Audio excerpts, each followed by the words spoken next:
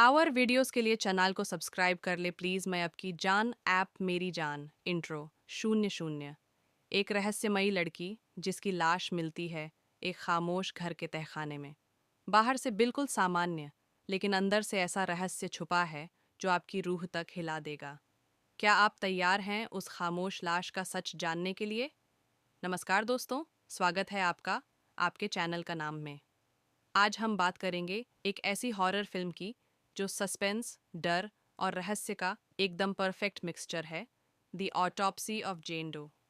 Story start 0 minute 35 second. कहानी शुरू होती है एक क्राइम सीन से। एक घर में पूरा परिवार मरा पड़ा है। मौत की वजह समझ नहीं आती, न ज़बरदस्ती घुसने के निशान, न ही कोई स्ट्रगल। सब ऐसे मरे हैं जैसे किसी चीज़ से भाग रहे हों, लेकिन भाग नहीं पाए।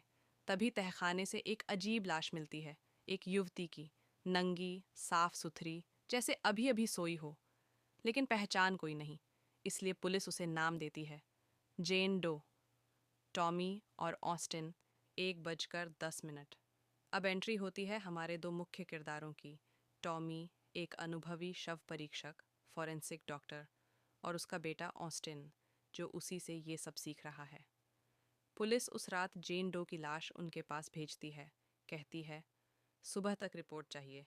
ऑस्टिन का प्लान था गर्लफ्रेंड के साथ टाइम बिताने का, लेकिन पिता के लिए रुक जाता है। पोस्टमार्टम शुरू। वेन। जैसे ही वो लाश की जांच शुरू करते हैं, एक एक रहस्य सामने आने लगता है।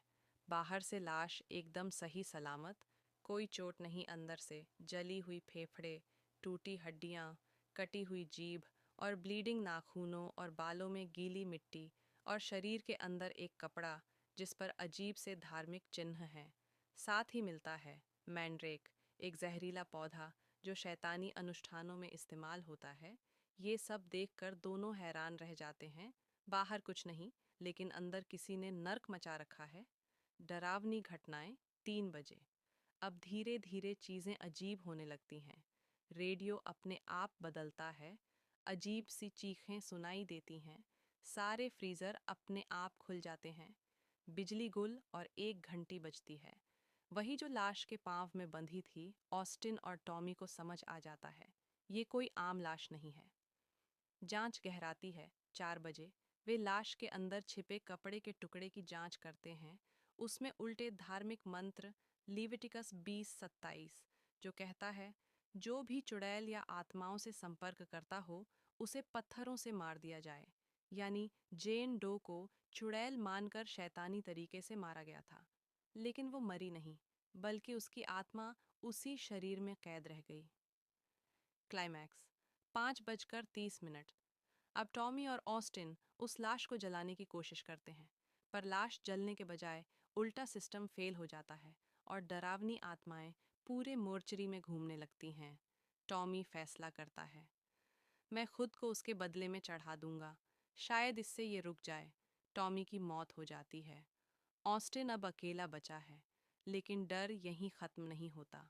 वो भी एक भ्रम में आकर मर जाता है, और जेन डो वैसी की वैसी पड़ी रहती है, एक हल्की सी मुस्कान के साथ। एंडिंग। 7 बजे पुलिस आती है। पूरा मामला हादसा बता दिया जाता है। लाश को दूसरी जगह भेजा जाता है, लेकिन जैसे ही एम्बुलेंस में वो लाश रखी जाती है, फिर से वही पायल की आवाज़, यानी वो अब भी जिंदा है और अगला शिकार उसका इंतज़ार कर रहा है। आउट्रो। 8 बजे से प्लस। तो दोस्तों, ये थी the autopsy of Jane Doe की कहानी।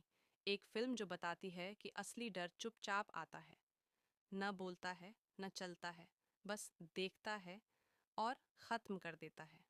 अगर आपको ये वीडियो पसंद आया हो तो लाइक करें, शेयर करें और सब्सक्राइब करना न भूलें। और बताइए, क्या आप इस लाश का पोस्टमार्टम करना चाहेंगे?